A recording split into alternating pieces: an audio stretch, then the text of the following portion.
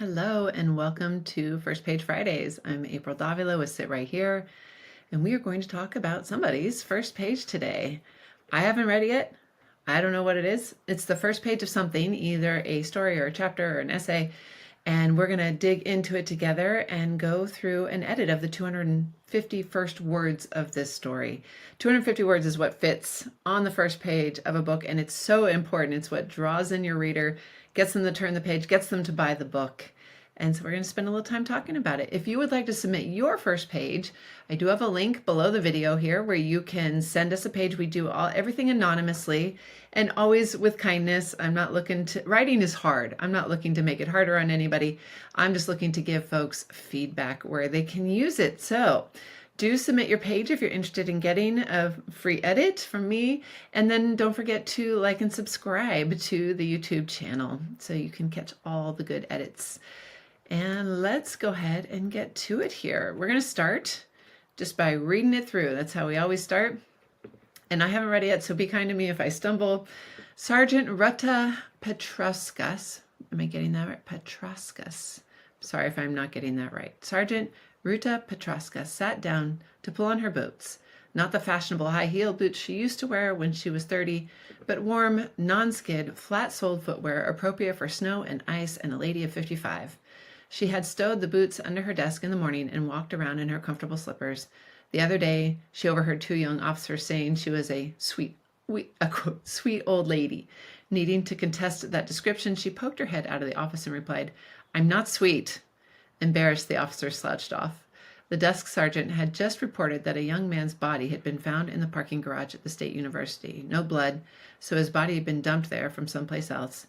What was the world coming to? This was her second death of the month, and it wasn't even the full moon. Well, she knew that moon stuff was a myth. Perhaps this was a bar fight that was taken to an extreme, a lover's quarrel or a collection of a debt, revenge for an insult, probably fueled by alcohol or drugs. The expressions of evil were myriad, but the motives were trivial, cliched, and predictable. She sat up tall and straightened her shoulders.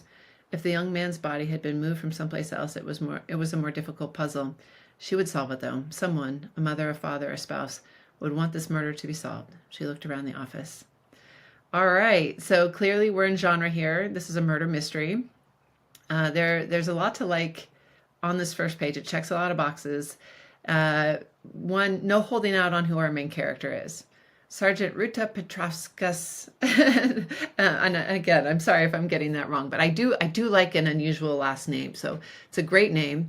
And then I love how, like, right off the bat, our author here tells us, like, okay, she's pulling on her boots, but like just in the act of pulling on her boots, we learned that she's 55. Like, she's not wearing the high heel boots that she wore when she was 30, but warm, practical shoes appropriate to snow and ice. Okay, so that's a hint too of where we are in the world. I don't know exactly, but we know it's somewhere where there is snow and ice, and that she is a lady of 55. So this is all done in one sentence. That's pretty freaking skillful in terms of the amount of information that a writer, and in a very friendly way, right? Like, this is kind of her reflecting on, like, okay, she's not wearing her fashionable high-heeled shoes, but so the author is kind of sneaking in all this information. That's very well done. She had stowed the boots under her desk, and I might say, like, you might, let me add this here. She'd stowed the practical, just to make sure that we know, we're talking about the boots that she's actually putting on, because there was a little part of my head that was like, had she stowed the sexy boots, like the high-heeled ones? She'd stowed the practical boots under her desk in the morning. And I think you could also, there's some opportunity here to say when she got to the office or when she got to the precinct. You could kind of, when she got to the precinct and walked around in her comfortable slippers. And I think I would, the precinct, and walked around in her comfortable slippers, and I would say all day. I don't know why, I would, maybe, because you're already talking about like a specific time, maybe stay in this day. So, so you could even just say earlier she'd overheard, earlier she'd overheard two young officers saying that she was, quote, a sweet old lady. Needing to contest that description, she poked her head out of her office and replied, "I'm not sweet." I like that she's not contesting the old part. She's like, yeah, sure, I'm an old lady, but I'm not sweet. I think this is just gives us a wonderful sense of who this character is right off the bat. Embarrassed, the officers slouched off. That's great. I love this. Okay, the desk sergeant had just reported that a young man's body had been found in the parking garage at the State University. I wonder if you could tie this to what's happening here. So she's putting on her boots, and I wonder, so if you could say, like, the desk sergeant had just reported that a young man's body had been found in the parking garage at State University. And I don't know if you're going to refer to her as Ruta or Sergeant or Petraskas. I'm going to just say Ruta. Ruta needed to get over there. I mean, that's not the best language, but the idea here is to tie this thing that was to this thing. This is why she's putting on her boots, right? So it's just kind of a transition. And this is spectacular too, that like first sentence all about, we're getting so much character detail and setting. Like we know we're in an office, like police office. I guess you call it a precinct. I don't know. That there are other officers present, that she is some sort of official, she's a sergeant, she's older, great details. And then we transition immediately into like someone died. And we'll often hear that in the common advice around the genre of a murder mystery is that you have to have a dead body on the first page. And a lot of times people cringe at that of like, how can I put a body on the first? I haven't even introduced my characters. This is a great example of how to do that. So the desk sergeant had just reported that a young man's body had been found in the parking garage of State University, and Ruta needed to get over there. I wonder if too, like in the way that the desk sergeant might have reported it, young man's body, if you could like young Caucasian male, like you could get a couple more details here leaning into the lingo of this world a little bit. It reported that a young Caucasian male had been found dead. I'm just going to put this in here. This is, to be clear, this is fine. I think there's just opportunity. And I'm making an assumption that he's Caucasian. I don't know. Young Caucasian male. I guess it's capitalized. Male had been found dead in the parking garage at the State University. And opportunity here to tell us what state we're in. We know it's snowy and icy. Is it Michigan? Is it Alaska? Is it, I don't know, like Rhode Island? It also, like, if you're in a state that is snowy some parts of the year, but not other parts of the year, that's another opportunity. Like if it's snowy in California, it's winter. If it's snowy in Alaska, I'm like, I don't know, could be any time of year. I guess you have to lean more on daylight for that one. So there's opportunity here. The Alaska State University, right? Something. I'm not even going to fill that one in, but just know there's some opportunity there. No blood, so his body had been dumped there from someplace else. What was the world coming to? This was her second death of the month. Okay, so this is another hint at like that she's not in LA, right? I mean, we know because of the snow, but not New York. Because if it's her second death in a month and it's noteworthy, it's probably not like super urban, not a big city. So this is our first hint that this is something that's maybe a little more rural, but not so rural that they don't have a state university. So again, I would love to, these are good details. Would love to get even another, like what state we're in detail to kind of help lock that down. And it wasn't even the full moon. Well, she knew that moon stuff was a myth. And again, we get some nice details here of like her asking, what was the world coming to? And that she has the thought of like, oh, it wasn't even the full moon, but then she dismisses it. That's a very particular character. Perhaps this was a bar fight that was taken to an extreme. I would say that got out of hand. Seems a little more colloquial. That got out of hand. A lover's quarrel or a collection of debt. Revenge for an insult. Probably fueled by alcohol or drugs. There might be an opportunity here if this is like a thing that is happening a lot. Like maybe this is a new thing in this town. I don't know. There might be some opportunity for a little detail there. The expressions of evil were myriad, but the motives were trivial, cliched, and predictable. That's a great line.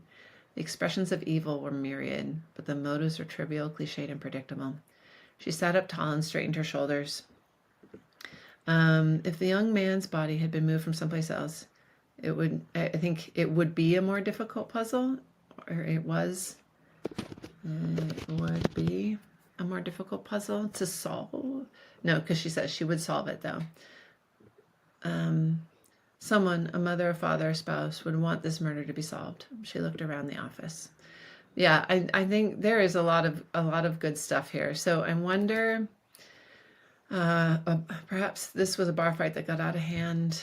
Again, I'm not a copy editor, so I usually hesitate on editing the nitpicky stuff, but this isn't really a question. Perhaps it might just be a period. But if you put a question on it, you are adding some voice. So I could argue it either way. This is why I'm not a good copy editor. A lover's quarrel or a collection of a debt, revenge for an insult, probably fueled by alcohol or drugs. So yeah, I think if I don't have a ton of feedback on this. I think it's pretty solid. I think there's a little bit of opportunity to tell us a little more about where we are. You could dig in a little bit here about whether alcohol and drugs have become more of a problem for the police and the community in general. That's an interesting detail. The expressions of evil and myriad, we talked about that lovely sentence. She sat up tall and straightened her shoulders. There might be a little opportunity there does she already have her coat on? Is she a tall woman? Is she short? There might be some opportunity for description. But in general, this is pretty solid. Let's read it through one more time. Sergeant Ruta Petruska sat down to pull on her boots, not the fashionable high-heeled boots she used to wear when she was 30, but warm, non-skid, flat-soled footwear appropriate for snow and ice, and a lady of 55. She had stowed the practical boots under her desk in the morning. I might even say that morning when she got to the precinct and walked around in her comfortable slippers all day. Earlier, she'd overheard two young officers saying she was a sweet old lady. Needing to contest that description, she poked her head out of her office and replied, "I'm not sweet." Embarrassed, the officer slouched off. The desk sergeant had reported that maybe there's some timing here. So we have this exchange that's kind of like happened that morning. We have this exchange. She's pulling on her boots, and then she's kind of remembering something that happened earlier in the day. And then I wonder if you could ground us back in the desk sergeant had just come into Ruta's office and reported. Just come into Ruta's office to report. Again, just kind of because technically this is not a flashback, but it's a memory, which is just like the tiniest half step away from what's happening in the present moment. So grounding us back into the present moment. The sergeant had just come into Ruta's office to report that a young Caucasian male had been found dead in the parking garage at the state university, and Ruta needed to get over there. Again, opportunity to put in what state. No blood, so his body had been dumped there from someplace else. What was this world coming to? This was her second death of the month, and it wasn't even the full moon. Well, she knew that moon stuff was a myth. Perhaps this was a bar fight that got out of hand. Got out of hand? A lover's quarrel or a collection of debt, revenge for an insult? So just be aware that they land as questions when they might be statements. Probably fueled by alcohol or drugs. The expressions of evil were myriad, but the motives were trivial, cliched, and predictable. She sat up tall and straightened her shoulders. If the young man's body had been moved from someplace else, it would be a more difficult puzzle. She would solve it, though. Someone, a mother, a father, a spouse, would want this murder to be solved. She looked around the office. And presumably, like, she sees some stuff in the office, like there are, the story continues. This is only the first page, but you've done a great job of introducing our main character, the setting. I'm presuming this is present day. And if it's not, you will hopefully clue us into that pretty shortly. But I'm not too concerned. It seems present day. And you've posed the question, who killed this young man? And that's exactly the kind of thing that keeps readers turning the page and reading the next bit. So great work. Thank you all for tuning in. Don't forget, you can submit your own first page if you would like a free edit. And don't forget to like and subscribe. I'll see you next time. Happy writing, my friends.